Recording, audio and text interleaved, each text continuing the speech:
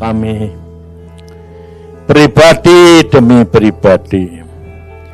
Tidak ada seorang pun yang dapat mengerti kami kecuali Engkau. Maka dari itu Tuhan, buat kami menyadari, buat kami mengerti bahwa kami tidak dapat hidup di luar Engkau. Kami hanya dapat hidup menyelesaikan bagian kami kalau kami hidup di dalam Engkau. Maka dari itu tolong kami hari ini, buat kami mengerti, tanamkan dalam hati pikiran kami supaya kami senantiasa melekat kepadamu, mencari Engkau, dan tidak menjauh daripadamu. Tolongi kami Tuhan, karena hanya Engkau yang dapat menolong kami. Dalam nama Tuhan Yesus kami percaya dan mengucap syukur. Amin. Mari saudara, kita pada hari ini, sore hari ini kita belajar bagaimana caranya kita mengatasi kelemahan-kelemahan kita. Karena di dalam hidup ini, apa yang membuat kita ini menderita? Apa yang membuat kita ini tidak ada damai sejahtera? Ini masalahnya. Dan terutama semuanya ini adalah kelemahan-kelemahan kita. Karena ternyata kita dilahirkan dalam dosa. Dan watak perangai kita, sifat kita, yang asalnya itu suci, kudus, benar, dan Allah punya, Tuhan Bapa punya, berubah menjadi sifat perangai setan. Maka dari itu kita harus ada waktu untuk duduk diam. Ini persekutuan hari ini adalah terakhir di sini, libur 2 minggu. Selama 2 minggu saudara tidak pergi persekutuan, itu saudara harus nanti dapat merasakan kalau tidak ada persekutuan sama kalau kamu pergi persekutuan, bedanya apa? Ini penting. Kalau saudara di dalam tidak pergi persekutuan itu, sudah mendengar firman itu, dan libur dan kamu pun tidak mendengar firman dan baca firman, bedanya tidak ada, itu tandanya Anda itu tidak ada peningkatan. Dan tidak ada pekerjaan roh itu di dalam hidup saudara. Karena apa? Tuhan Yesus berkata, pekerjaan roh itu tidak bisa dilihat, tapi dapat dirasakan. Nah, kapan merasakan? Itu merupakan satu keadaan di mana engkau sedang tenang. Sebab kalau engkau tidak tenang, sedang pikiranmu konsen sama satu tempat, satu hal, saudara tidak akan dapat merasakan pekerjaan roh. Nah, maka dari itu di dalam nanti tidak ada persekutuan, kamu tidak dengar firman, itu engkau akan tahu. Bedanya apa? Nah, nanti engkau akan dapat merasakan bahwa engkau tidak dapat hidup di luar Yesus, firman. Ini saya alami sendiri, saudara. Orang baca firman itu sebetulnya gampang atau susah? Orang baca firman susah atau gampang? Gampang.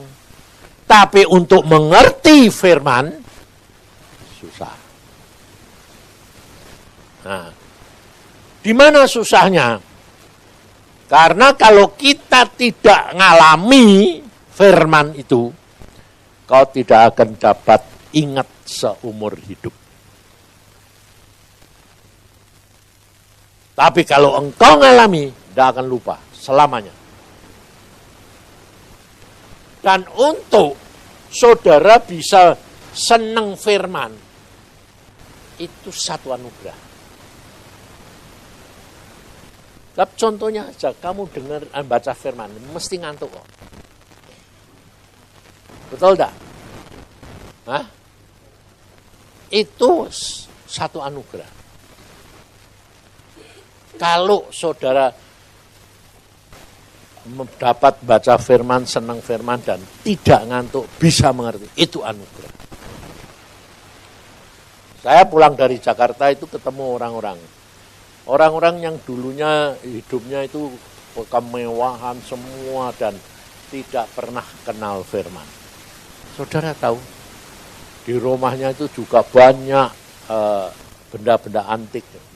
Saudara tahu, lucunya apa? Dia kalau tidak bisa tidur, itu mesti minum obat tidur. Tapi dia bersaksi, aneh Pak, tapi kalau saya dengar khotbah Bapak, mesti tertidur. Jadi kayak obat tidur enggak? Oh, tapi itu kerjaan siapa?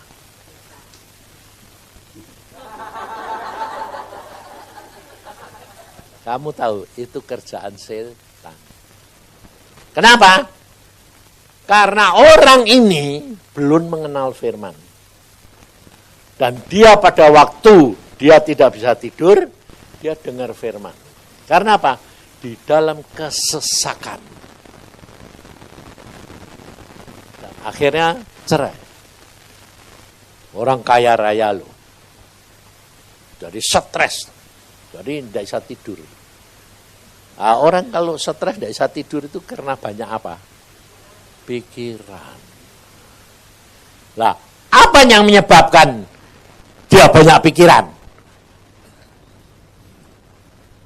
Karena dia tidak mengenal akan kelemahan-kelemahannya sendiri dan kelemahan orang lain. Jadi dia hidup selalu menuntut. Ya toh? Orang untuk bisa mengenal dirinya sendiri, kelemahan sendiri, itu anugerah. Itu kalau tidak Tuhan yang membuka, tidak bisa. Makanya dikatakan orang bertobat itu satu karunia. Kalau Bapak tidak mengaruniakan roh pertobatan, orang itu tidak bisa bertobat. Maka dari itu hari ini kita belajar. Coba kita lihat di dalam Matius 11.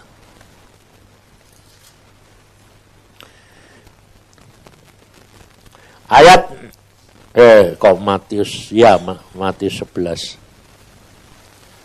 Matius 11 tentang Tuhan mengatakan ayat yang 28 dan 29 30.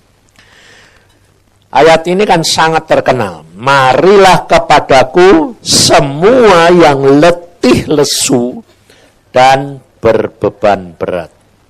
Aku akan memberi kelegaan kepadamu. Nah, ngerti saudara? Kenapa Tuhan mengatakan orang yang letih lesu dan berbeban berat? Kenapa kok orang yang dipanggil, yang dicari Tuhan kok orang yang sudah mapan sana? Tapi orang yang letih lesu, karena Tuhan tahu, dia tidak akan dapat lepas tanpa dia. Karena kita kerap kali menghadapi kesulitan, kesusahan, keletihan, beban berat itu dengan cara sendiri. Demikian juga kelemahan-kelemahan kita. Kita punya kelemahan itu banyak sekali. Di dalam Galatia 5 itu kan disebutkan perbuatan daging. Ya toh? Semua perbuatan daging itu ternyata kelemahan. Dan kita dididik, diminta, diharapkan, diusahakan untuk saudara hidup di dalam dunia roh. Padahal kita ini masih hidup di dalam dunia, ini yang susah.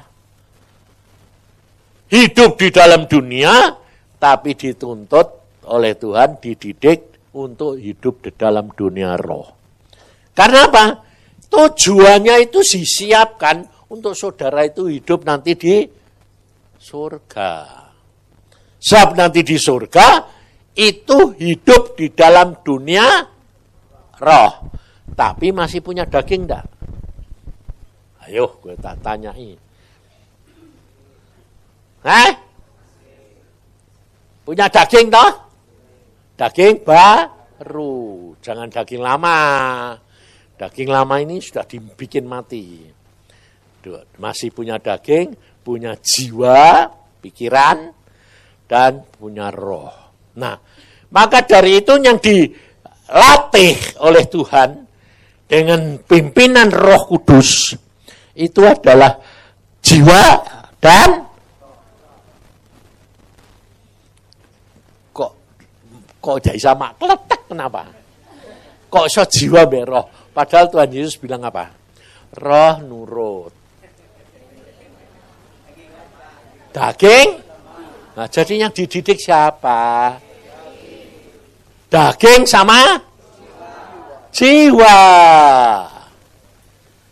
Sebab Alkitab sudah berkata roh nurut. Yang tidak nurut itu apa? Daging. Daging sama jiwa gampang nurut mana?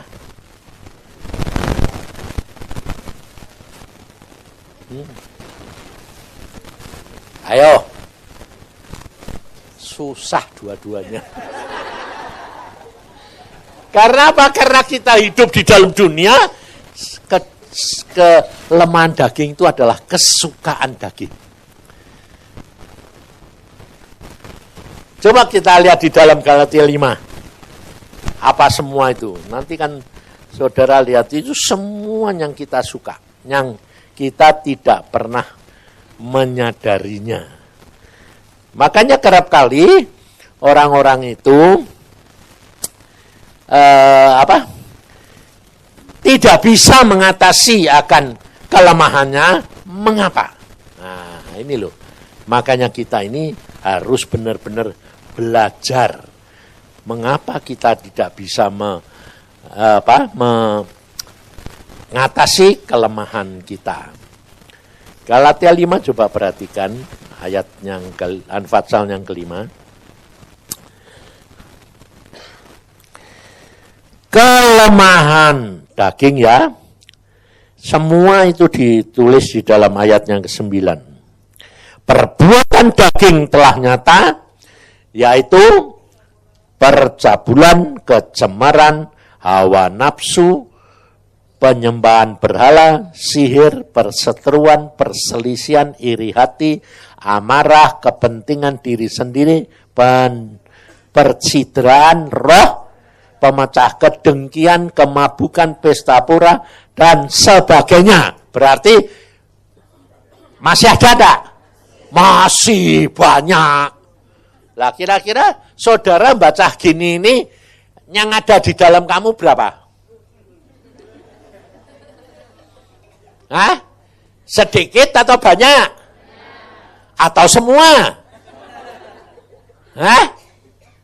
Ayo jujur. Jarang yang bisa nyadari kelemahannya sendiri. Karena apa? Karena apa? Kok manusia ini susah sekali menyadari kelemahannya?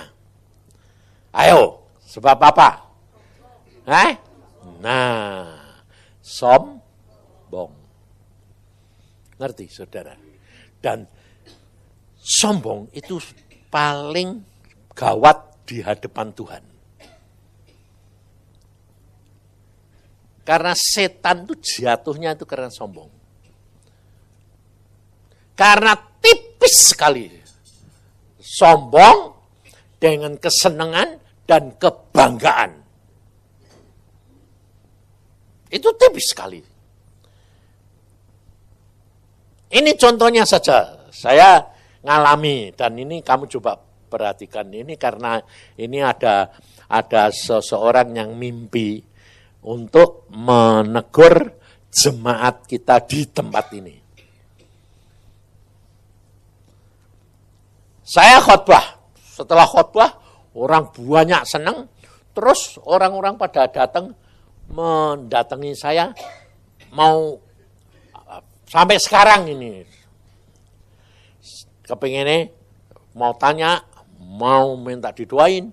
Terus ketiga, minta foto. Ini di mana-mana.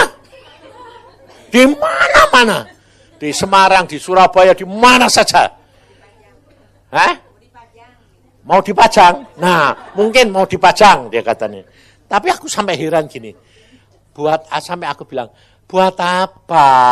Kamu kok kepingin foto sama orang kakek-kakek kayak engkong ini buat apa? Tidak ngerti toh kita? Tidak bisa ngerti toh? Dan itu anehnya, tidak dari orang tua sampai kanak-kanak. Aku sampai, lu buat apa? Malahan yang ada anak itu, mak waktu itu di sana. Kepengen foto, kepengen minta dipangku. Lo kalau yang dipangku cilik-cilik itu tidak apa-apa. Yang gawat kalau yang gede-gede. Kalau yang remaja enggak apa-apa. Bukan enggak apa-apa. Kalau kakek-kakek nenek enggak apa-apa. Betul toh? Sebab ini istri saya ngalami sendiri. Waktu di Surabaya minta izin sama dia. Boleh enggak Bu nyium bapak? Ya toh? Jadi datang saya sama saya, Pak sudah minta izin. Nah sekarang gini saudara, saya pada waktu ngalami gitu, saya tidak merasa apa-apa loh, belum merasa, dan tidak ngerti. Tapi tahu-tahu itu Tuhan ngomong gini, kamu seneng ya? Bayangin saudara, sedang banyak orang datang situ, mau sedang tanya, mau ada yang foto, Tuhan bilang, kamu seneng ya? Nadanya itu marah, jengkel, enggak seneng. Nah, saya sudah mengenal dia, saya bilang, maaf, pergi. Nah, tanggapan daripada orang-orang itu apa? Nah, ya toh? Satu mesti sombong, tinggi hati. Ya enggak? Nah, orang dunia mempunyai tanggapan gitu. Kamu tahu, di dalam hidup ini, apa yang kamu tanggapi permulaan, itu yang menetapkan selanjutnya. Hati-hati. Makanya saya kerap kali mengatakan, Tuhan itu kerap kali sadet-sanyet seketika. Maka dari itu engkau tuh harus menyadari cara kamu menanggapi sesuatu yang terjadi terhadap dirimu itu menetapkan. Itu menyebabkan kamu jatuh, menyebabkan kamu dalam pencobaan, atau menyebabkan kamu dalam pertobatan. Contohnya, sesuatu terjadi pada diri kamu. Kamu ditegur. Ya lah. Terus tanggapan pertama gini, aku gitu karena kamu yang nyebabin no. Itu tanggapan lain toh. Terus yang satu gini, aku kok gitu ya. Lalu dia menghadap Tuhan, Tuhan, aku kok jelek gini ya Tuhan. Nah, tanggapan kedua ya toh. Terus tanggapan yang ketiga, kamu bilang apa? Nah, siapa yang bentuk aku gini? Betul enggak? Ada enggak itu? Nah, iya. Dan banyak enggak? Termasuk kamu enggak? Hati-hati. Tanggapan yang pertama itu bukan pertobatan, tapi dia jatuh menghakimi dan membela diri, berdalih. Jadi tidak mengakui kesalahannya, kelemahannya, tetapi dia mencari kambing hitam. Oh, bukan kambing hitam itu, Mama.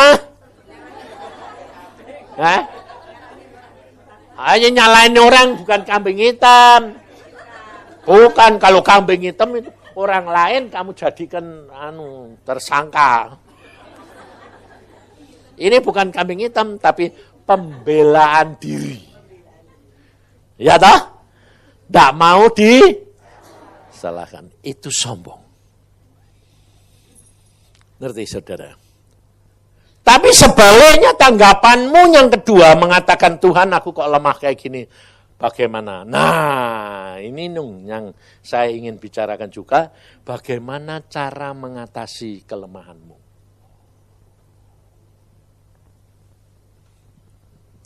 Kalau kamu dengan sikap yang pertama, kamu pasti sudah tidak bisa mengatasi. Dan Tuhan pun tidak bisa mengerjakan apa-apa. Nah, yang kedua, Tuhan tahu kelemahanmu. Nah, sikapmu ini harus diikuti dengan apa? Kejujuran, ketulusan di hadapan Tuhan. Kesadaran bahwa memang kamu punya watak yang jelek kayak begitu. Nah, terus kemudian itu ada sikap lagi. Yang satu sikap nolak, yang satu sikap menerima. Kalau kamu dengan sikap itu kamu sudah tolak, tidak bisa kerja Tuhan. Karena apa? Kamu tidak bisa menyadari. Selama kamu tidak bisa menyadari, tidak bisa diubah. Makanya Tuhan itu menuntut kepada saudara. Saudara mau berubah jadi yang dituntut apa? Mau. Ada sikap hati, rendah hati. Menyadari kelemahan, lalu berkata kepada Tuhan jujur, betul Tuhan aku lemah. Begitu. Tapi aku mau berubah. Nah, kalau engkau mau, itu step pertama saudara sudah lolos. Tapi belum lulus. Ngerti tidak? Sebab step selanjutnya itu mau, tapi harus diikuti dengan tindakan. Merendahkan hati dan diri. Aku di hadapan Tuhan, aku lemah. Aku tolongi Tuhan. Hanya Engkau yang bisa mengubah aku. Aku kalau Engkau cari untuk mengubah diriku sendiri, tidak bisa. Tapi Engkau bisa. Dan aku butuh Engkau. Sebab firman Tuhan sudah berkata, di luar aku, kamu tidak bisa berbuat apa-apa. Jadi apa yang kita mau buat itu apa? Di luar Tuhan. Tidak bisa. Kamu usaha kayak apa? Oh, tidak bisa. Kalau sikap hatimu belum berubah, Tuhan tidak bisa kerja. Makanya kenapa sampai sekarang banyak anak-anak Tuhan yang konseling, mengeluh, kok aku tidak ada perubahan ya Pak. Saya berkata, periksa diri. Lebih-lebih kalau sudah saya suruh periksa diri, berkata apa? Aku sudah Pak. Lalu kalau saya mengatakan, baca Alkitab, sudah. Ayo. Baca Alkitab, sudah. Terus berdoa, sudah.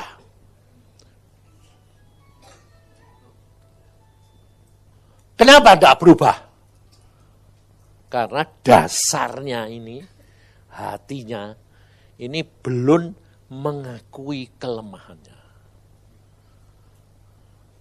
Jadi tidak bisa dikerjakan. Tanahnya itu masih berbatu-batu. Jadi dikasih benih sekalipun, cepat tumbuh, cepat layu. Tidak bisa mengakar. Maka dari itu saudara, tahap-tahap ini itu engkau harus selalu sadari. Satu, kedua, harus ada waktu menyendiri dengan Tuhan.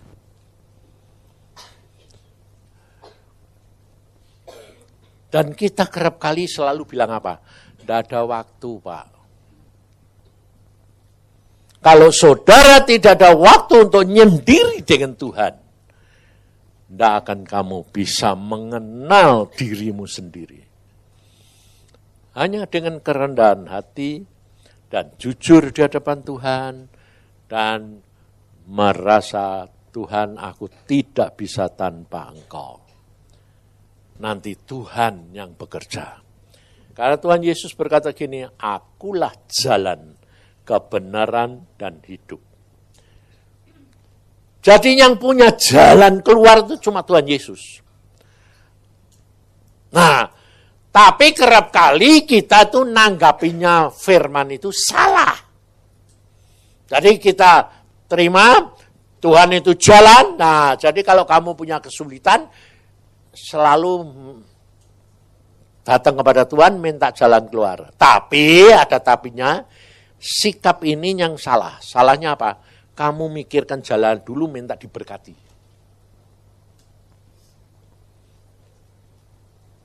Jadi bukan tanya gini, Tuhan apa yang aku harus berbuat? Ini contohnya saja, kalau kita sakit, ya lah, kita sakit, bukan saudara itu tidak boleh ke dokter. Sebab di sini juga ada dokter-dokter. Lah kalau tidak boleh nanti kan tidak punya pasien. Ya toh, wong dokter ya dibikin Tuhan, dijadikan oleh Tuhan. Boleh. Tapi yang pertama adalah sikap hatinya yang pertama itu jangan langsung sakit langsung dokter, sakit langsung obat. Nah itu. Lah ini tuh susah. Susahnya apa? Dari kecil sudah dididik begitu. Ini contohnya saya sebagai dokter gigi. Saya kalau ngasih tahu kepada dokter yang lain, dia bilang gini, loh, wis piye? Itu teori, prakteknya kan harus begitu toh. Iya, aku bilang itu. Nah, kalau selama kamu punya sikap begitu, tidak akan dapat terobosan. Karena umpamanya, saya dokter gigi, jabut gigi, ya toh? Dengan teori dan kenyataan itu, bahwa gigi bawah itu akarnya 2, jadi cara jabutnya harus begini. Nah, itu otomatis masuk toh. Lalu, saya sudah biasa dari kecil dididik Tuhan, tanya aku. Satu saat saya mau jabut itu, ngalami dulu. Wah, kok tidak keluar-keluar. Baru saya tanya. Berat, kok tidak bisa ini, kenapa ya? Lalu saya bilang, Tuhan, ini bagaimana? Lalu pada saat itu Tuhan cuma ngomong gini, puter. Loh. Yang diputer itu yang atas. Yang bawah itu gini. Tapi dia bilang puter. Bertentangan enggak? Sama pikiran, sama ilmu pengetahuan. Tapi wong saya sudah biasa nurut, putar Tuhan. Ya, tak putar. Naik. Ternyata akarnya 3. Ada kelainan. Lah itu saya tak paksa gini. Saya kerja setengah mati. Bongkar satu akar yang putus. Kan enggak boleh ditinggal. Tapi dengan itu diputar. Naik. Jadi kayak gigi atas. Akarnya 3 diputar. Tek. Aku ini terima kasih Tuhan. Tuhan bilang apa? Nurut. Nah, nurut itu kan menyangkal pikiran tuh. Karena tidak logis dan tidak sama dengan pikiran kita. Lah ini loh saudara, yang menjadi penghambat dan sukar sekali untuk kita bisa melakukan itu. Dan setan itu selalu jatuhkannya memberitahukan, membela kamu dan seperti logis. Kalau Tuhan itu hampir selalu tidak logis. Nah, padahal Tuhan Yesus sudah berkata, kalau kamu ikut aku, sangkal diri. Sangkal diri itu logis apa enggak? Nah, enggak logis toh.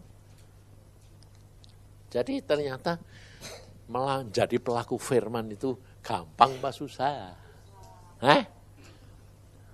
Susah kalau nggak nurut.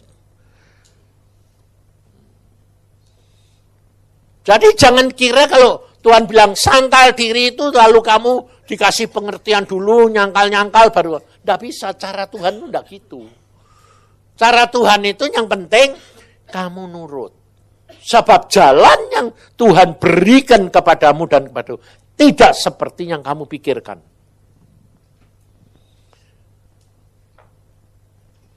Sebab jalan yang Tuhan beri itu tidak masuk akal. Contohnya, dalam kita keadaan sakit, kanker, itu yang sakit, mamanya yang sakit. Tapi Tuhan malah bilang, ngucap syukur. Nah, itu logikanya di mana?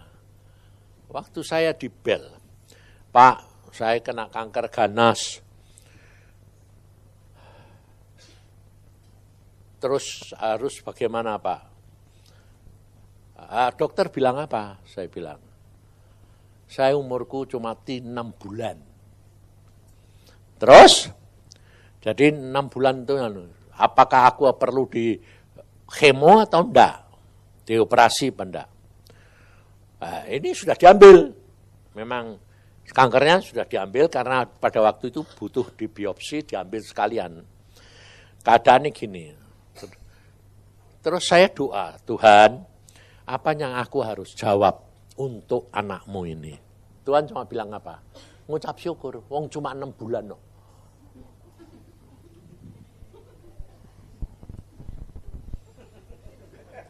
Bagaimana coba?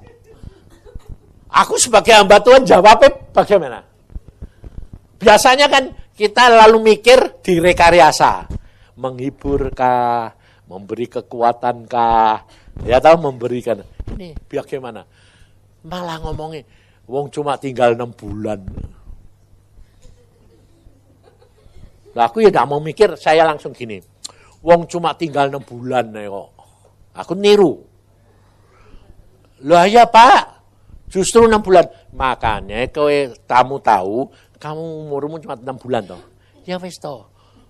Nikmati ya toh. Di dalam dunia.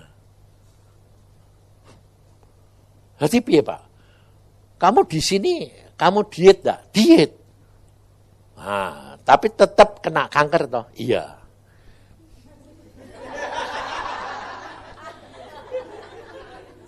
Jadi menurut dokter tidak boleh apa?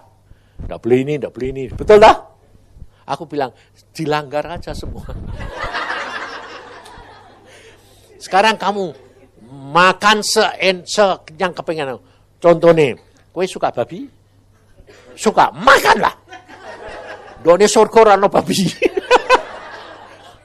Do neraka lebih-lebih.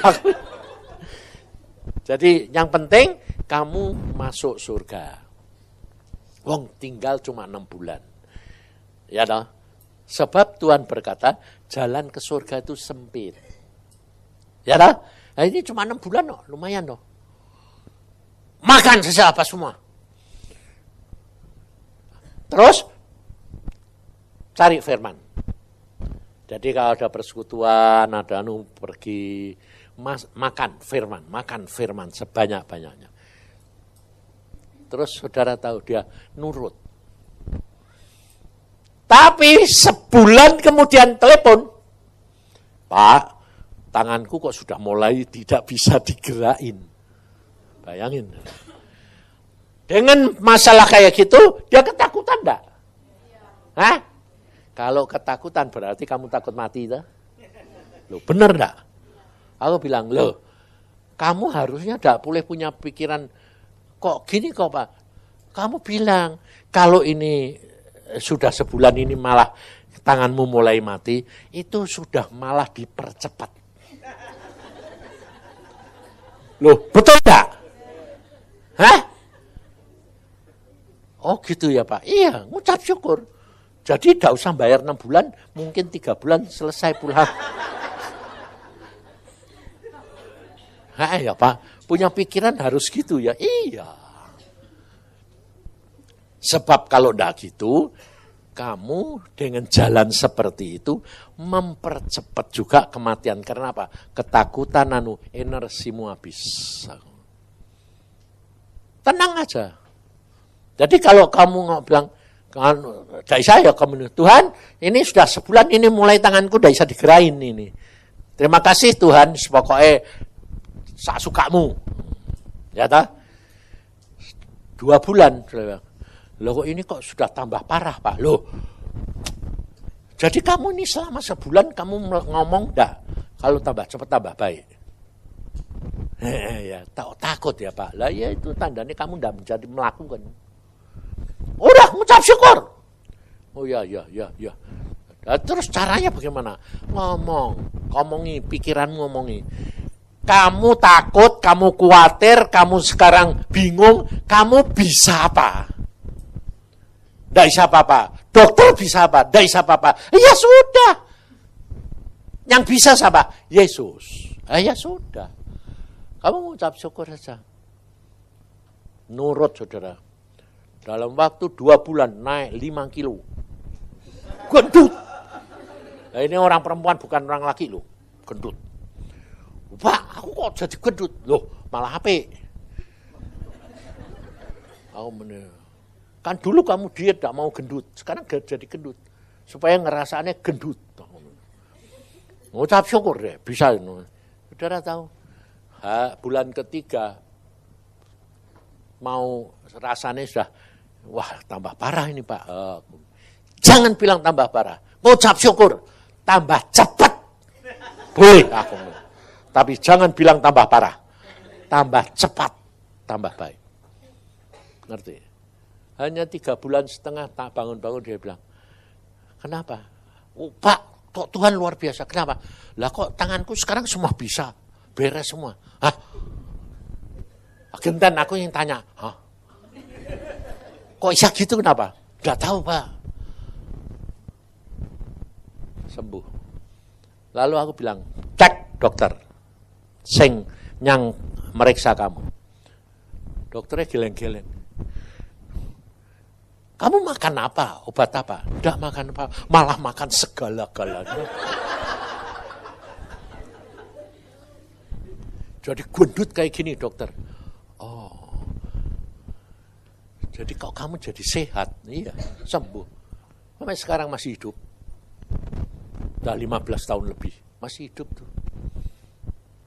Ngerti saudara? Jalan Tuhan itu bukan jalan kita.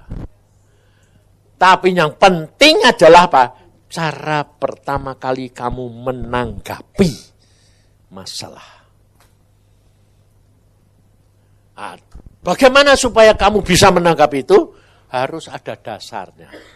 Dasar yang tidak bisa dihilangkan adalah apa? Rendah hati. Nerima keadaan dengan rela. Bukan pemberontakan, bukan menyalahkan orang lain, lebih-lebih tidak menyalahkan Tuhan. Tapi rela, terima. Ya, itu memang aku keadaan kayak gitu. Tapi dengan Yesus, semua ada jalan keluar. Ngerti enggak? Nah, itu yang pertama, cara mengatasinya itu dengan Tuhan tuh harus begitu. Nah, sekarang itu menghadapi masalah itu. Yang kedua adalah cara menanggapi itu tadi, itu supaya saudara berikan pengertian kepada pikiranmu. Jadi menanggapi semua masalah itu dengan kacamata Tuhan. Firman. Yaitu tanya Tuhan, Tuhan aku menghadapi ini, apa yang aku harus lakukan? Jadi jangan membela diri dulu, jalan cari dalih dulu, jalan keluar sendiri. Jangan. Tapi pertama adalah Tuhan. Kamu sakit sekalipun, jangan langsung obat, langsung dokter. Tuhan. Cuma hanya tanya, Tuhan, aku kena sakit ini. Apa yang aku harus lakukan? Sebab tidak selalu Tuhan berkata, pakai iman, percaya, ngucap syukur. Enggak. Tuhan bilang, minum obat. Kadang-kadang pergi ke dokter. Itu Tuhan. Tak bisa dibatasi. Jalan Tuhan, bukan jalan kita. Di dalam usaha, uang, dalam keuangan, itu pun mesti tanya. Dalam perkara kecil sekalipun. Tanya Tuhan, apa yang aku harus lakukan? Jadi, lalu kalau saudara itu tanya, sudah punya sikap hati, tanya Tuhan itu sudah baik. Tapi jangan menunggu jawaban. Kalau Anda nunggu jawaban, lebih-lebih sing kurang anak-anak kurang ajar, Tuhan tidak ngomong gak aku wah. Itu ngatur Tuhan atau orang percaya atau menjadikan Tuhan itu satpame. Ngerti saudara? Kita kerap kali itu selalu sudah tanya Tuhan, sudah doa, tapi nunggu jawaban. Tuhan mau jawab sama kamu tuh gampang, dengan cara apa saya sukai. Yang penting kamu ngerti. Jadi jangan kamu batasi, mana Tuhan ini tidak ngomong. Terus tidur, mana aku udah dikasih mimpi. Loh itu kan ngatur Tuhan. Di dalam kitab Ayub dikatakan, Tuhan berbicara kepadamu dengan cara yang macam-macam. Dan kerap kali Tuhan tidak mau jawab, tapi dia jawab melalui apa? Mendorong kamu melakukan sesuatu. Itu Tuhan. Yang kamu sendiri tidak tahu, tahu-tahu kamu lakukan, jeklek jalan keluar. Ya, itu. Jadi, itu bisa terjadi kapan? Kalau kamu hidup penuh percaya, penyerahan total, dan kamu mengatakan, aku percaya engkau sudah dengar doaku, engkau lihat keadaanku, aku cuma hanya tanya, tolong paksa aku melakukan apa yang engkau mau. Selesai. Ngerti saudara? Sebab jalannya Tuhan itu tidak bisa diprediksi. Ini contohnya pada waktu saya menjadi putar-putar itu. Semua orang itu butuh duit. Saya ya iya. Pulang dari Kalimantan punya duit. Dapat uang 4 juta. Tahun berapa itu? Gede itu. Sampai di airport, ketemu pengusaha. Yang dulunya saya kerap kali tidur di rumah dia. Aku mau kemana? Surabaya. Bagaimana? Baik. Dia muni baik. Pengusaha itu ya bilang baik. Tapi Tuhan yang ngomong, kamu bawa duit toh? Bawa. Berapa? 4 juta. Kasihkan dia. Padahal aku tahu persis di rumah enggak ada duit. Bayangin. Logikanya di mana? Aku bilang, apa Tuhan? Kowe bawa duit toh? Ya, kasihkan dia. Loh, mau dia itu pengusaha. Kok malah aku mau suruh ngasih? Dia butuh duit. Ya udah. Tapi saya ini orang bukan kayak kamu penurut baik, enggak. Pemberontak. Tapi nurut. Beda loh. Pemberontak, tapi nurut. Contohnya 2 anak. Yang sulung sama yang bungsu. Ya toh? Yang sulung bilang, ya, ayo. Tapi tidak dikerjain. Ayo. Yang bungsu, tidak mau. Tapi sadar ngerjain. Nah, saya di tengah-tengah. Tapi berontak. Berontaknya dengan kelician. Saya bilang, oke Tuhan, aku mau berikan. Tapi aku mau tanya. Tak tanyai dulu. Mau enggak? Kalau dia enggak mau, enggak salahku loh Tuhan, tak kantongi lagi. Sebab pikiran saya, wong pengusaha. Aku seorang penginjil. Mosok, enggak malu? Ya toh? Loh, logis dah. Nah, tak datangi. Ton. Kamu mau duit? Dia jawabannya, mau, mateng aku. Aduh, aku terus langsung, loh, kowe ndak malu dapat duit teko aku? Tahunnya gitu. Jadi tak inget ini penginjil loh. Kowe pengusaha loh. Dia malah bilang, ndak malu. Mateng, 2 kalah. Aku terus gini, terus tak keluar ke duitnya. Kowe mau berapa? Semua, mata kok. Jadi tak tes 3 kali, pikirku, ya kowe punya berapa, aku butuh segini, lumayan toh. Enggak itu, semua. Aku muni kurang ajar kowe ya. Aku enggak mau akal aja. Ya sudah, tak kasih ke semua. Ya nyoh. Terus dilihat beda. Wah pas. 4 juta dia butuhin. Nah, kamu pas, tapi aku.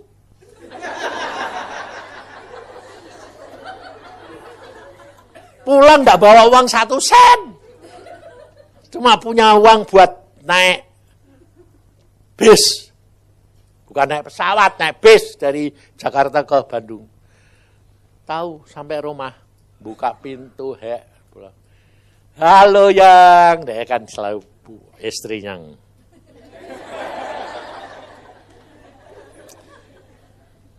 Terus aku sudah mau ngomong, aku udah bawa duit. Dia bilang, Jang yang ngomong bukan aku dulu. Aku tahu kamu pasti enggak bawa duit. Dan aku kan gini, kok kowe tahu tuh piye? Kenapa kowe bisa tahu? Aku bilang, lah karena tadi kowe sebelum pulang itu siang ini ada orang datang ngasih duit aku 8 juta. Nah pasti kowe dia sudah kenal si suami model apa ini. Lalu dia bilang pasti kowe ndak bawa duit. Kenapa? Orang datang ngasih uang 8 juta itu, ya pasti kue duitnya mau suruh ngasih ke orang. Bisa ngerti loh. Bisa ngerti dia. Aku memang benar. Kue dapat berapa? 8. Puji Tuhan. Baru aku bilang, puji Tuhan double 2 kali. Ngerti saudara?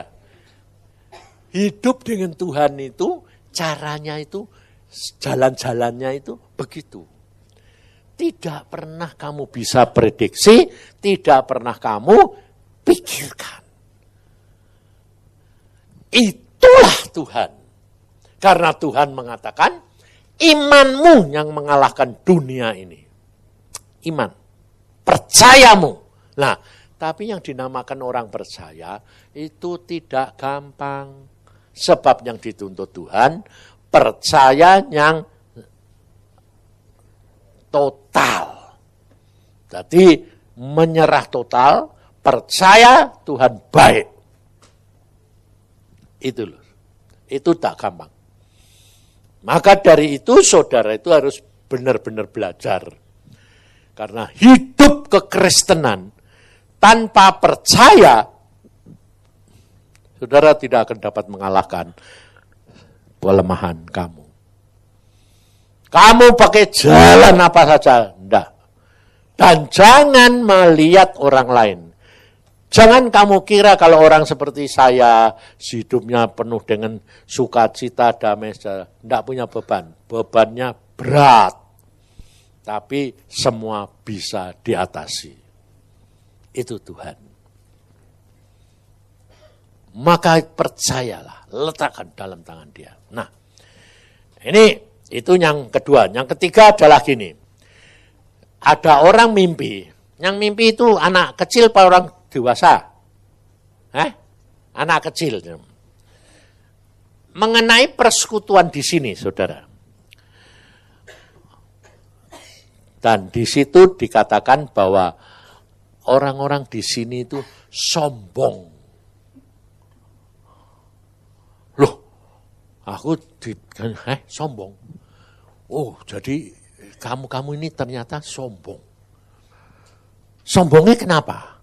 Terus dia anak kecil itu ngomong gini, jangan kamu kira kalau kamu di bawah tudung Pak Yusa, kamu lalu merasa bangga dan sombong bahwa kamu selamat. Bayangin saudara. Ya toh? Bayangin saudara. Kita kerap kali tidak sadar kalau di sini saya sebagai pemimpin, lalu saya berkenan kepada Tuhan, lalu kamu lalu tidak sadar bangga, senang. Ya toh, contohnya gini. Orang kalau ketemu saya kok kena apa, kok kepingin potrek, kepingin itu kan salah satu yang tidak disadari toh, bahwa dia bangga toh. Orang mau ketemu presiden kepingin foto. Ya enggak? Ngerti? Itu kesombongan ternyata.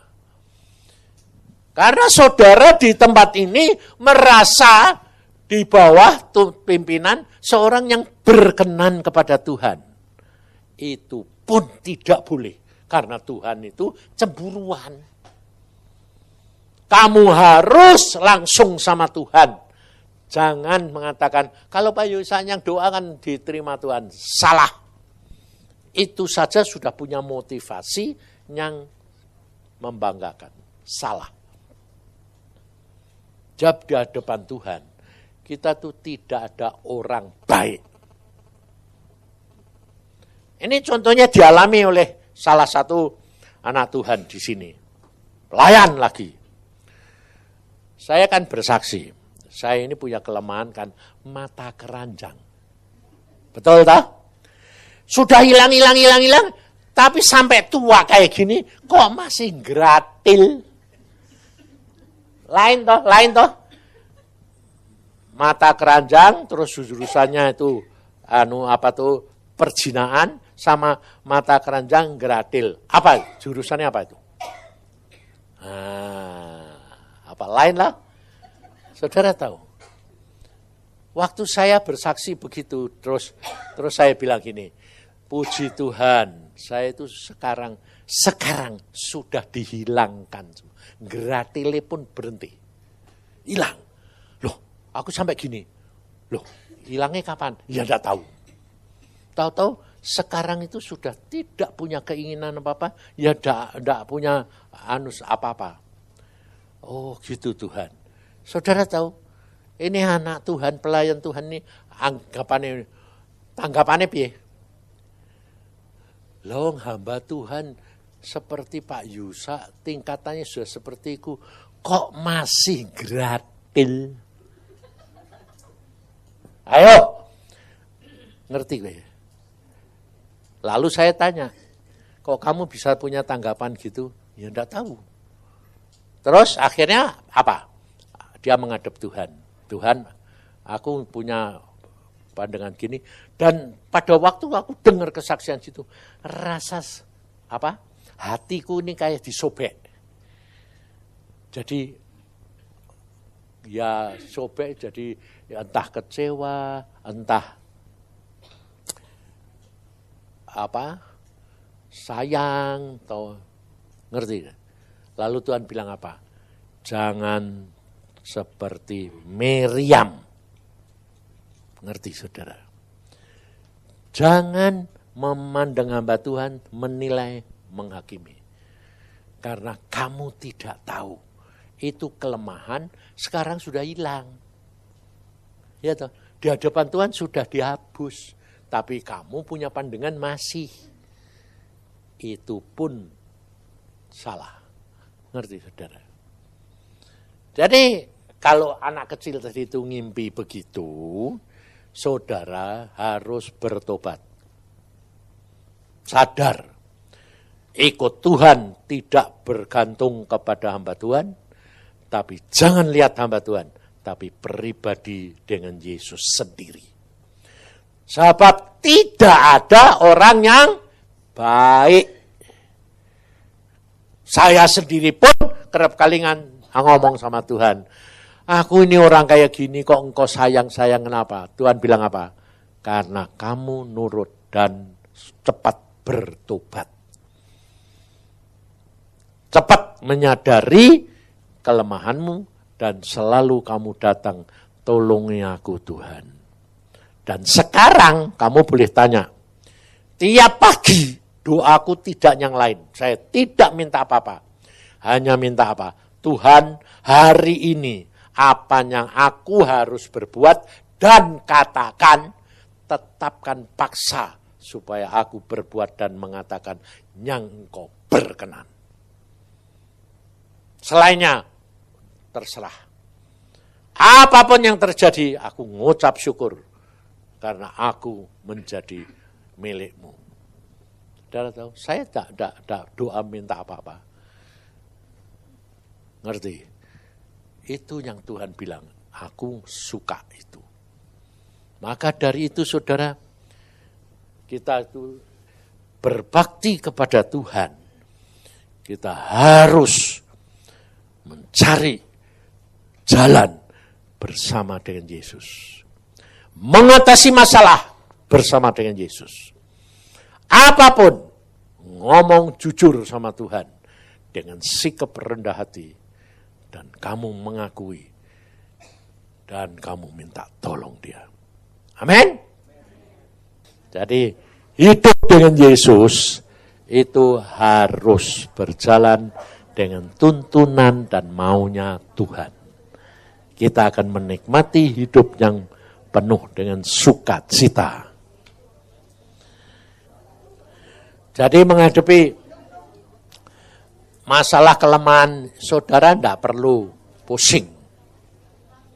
Tapi jalan dengan Tuhan. Karena kita selalu punya jalan keluar. Ayo, siapa yang belum? Apa, anggur?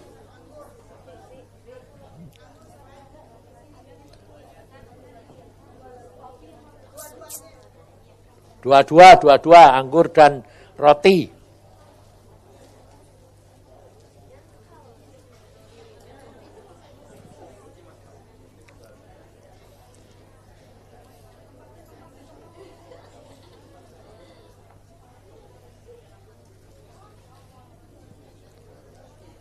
Siapa yang belum angkat tangan? Waduh.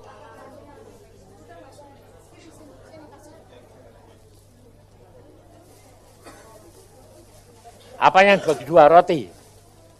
Hah? Yang dibagi dua apa, Nung? Rotinya?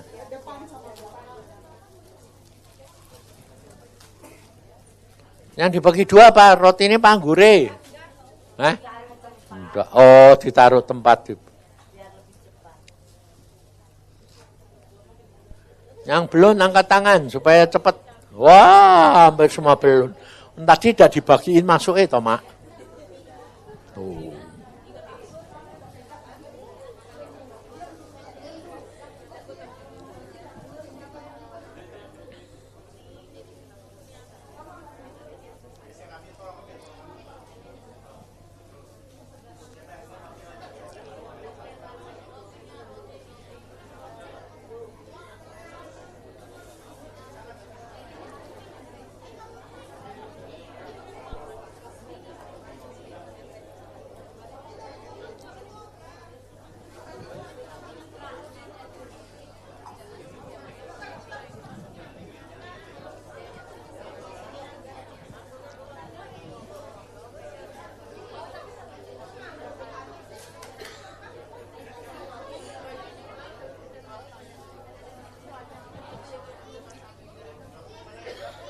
Siapa yang belum lagi? Angkat tangan.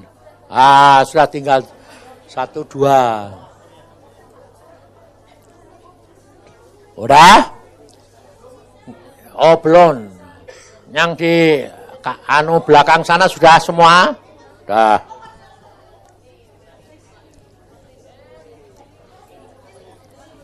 Ayo, yang sudah kita berdiri. Kita angkat roti dan anggur, kita hadapkan kepada Tuhan dengan sikap kamu butuh pertolongan dan tuntunan Dia. Engkau perlu dikuasai oleh jiwa dan tubuh Yesus, supaya jalanmu menuju kepada seluruh kehidupan dan kebenaran. Tuhan, pada saat ini hamba-Mu membawa anak-anak-Mu semua mengangkat roti dan anggur ini, yang melambangkan daging dan darah-Mu Tuhan. Kami membutuhkan darah-Mu. Kami membutuhkan jiwa-Mu untuk menguasai jiwa kami. Kami membutuhkan daging-Mu Tuhan yang baru itu, menguasai daging kami. Supaya hidup kami berkenan kepada-Mu. Karena dasar firman-Mu berkata, di luar aku, kamu tidak bisa berbuat apa-apa. Dan kami saat ini mau ada di dalam kamu. Terima kasih Tuhan. Dan kami memakan daging dan darah-Mu di dalam nama Tuhan Yesus. Kuasai daging dan darah jiwa kami, supaya kemuliaan-Mu boleh kami nikmati. Dalam nama Tuhan Yesus, kami menerima dan mengucap syukur. Amin.